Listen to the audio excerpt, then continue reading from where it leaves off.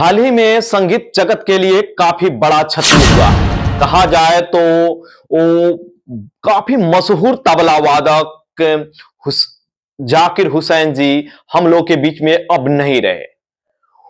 उनके जब जब तबला बजाते थे वो, तो उनको लोग सुनने के लिए देश विदेश के लोग तरसते थे। उनका कान खड़ा का खड़ा रह जाता था। जब वो तबला अपने धुन में आ जाते थे, बजाते थे, तो लोग मंत्र मुग्ध हो जाते थे और सुनने के लिए काफी उत्साहित थे।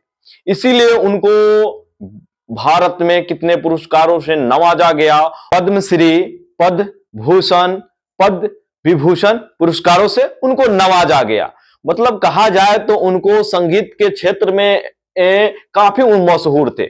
और उनके बचपन का जब इतिहास रहा है, वो बचपन में 10 साल की उम्र से ही वो तबला बजाने लगे और उनको बचपन से संगीत जगत में काफी रुचि था।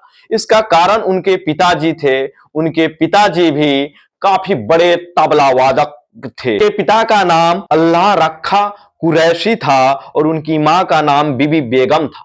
और उनके पिताजी भी तबला बजाने के क्षेत्र में, तबला वादक में काफी मशहूर थे। कहा जाए कि उनके पिताजी से ही वो बचपन से शिक्षा लिए और वो तबला बजाने लगे। वो बचपन से ही वो अमेरिका में भी गए थे, 12 साल की उम्र में वहां तबला बजाए थे।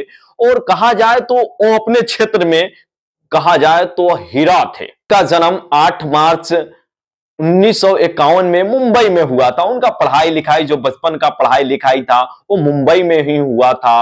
अपने वो कला के दम पर एक विश्व में पहचान बनाए हैं और हमारे देश का नाम रोशन किए हैं। उनको हम लोग सदियों सदियों तक याद करेंगे। जब उनके बारे में हम लोग स्टडी करना शुरू किया तो हम लोगों को पता चला कि जब वो शुरुआती दौर में थे, तो जब जाते थे कहीं तबला बजाने, तो उनको उस समय कहा जाए फाइनेंशियल बहुत दिक्कत था, पैसे का काफी दिक्कत था। तो वो आरक्षित सीट में ना जाकर नॉर्मल जनरल सीट में जाते थे और वो जो कहा जाए ट्रेन का फर्श होता है उस पर बैठ जाते थे। और जो अपने तबला को वो मां सरस्वती मानते थे और काफी प्रेम करते थे। कहते थे कि मां सरस्वती का देन है।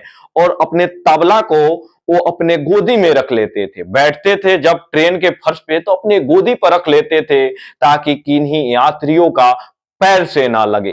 तो इतने बड़े वो अपने काम के प्रति समर्पित थे और पूर्ण रूप से समर्पित थे। और वो कहते भी थे कि हमारे ऊपर मां सरस्वती की कृपा है जिससे हम इतने अच्छे तबला बजाते हैं। और उनका हाथ का स्पीड, जब तबला बजाते थे तो उनका हाथ एकदम लगता था कि एकदम जिस तरह टाइपिंग किया जाता है, एकदम कंप्यूटर के रफ्तार में चलता था उनका हाथ। और उनका जब आप खुद यूट्यूब पर, सोशल मीडिया पर उनके तबला बजाने के धुन को सुनेंगे तो सच में आप भी मंत्र मुग्ध हो जाएंगे।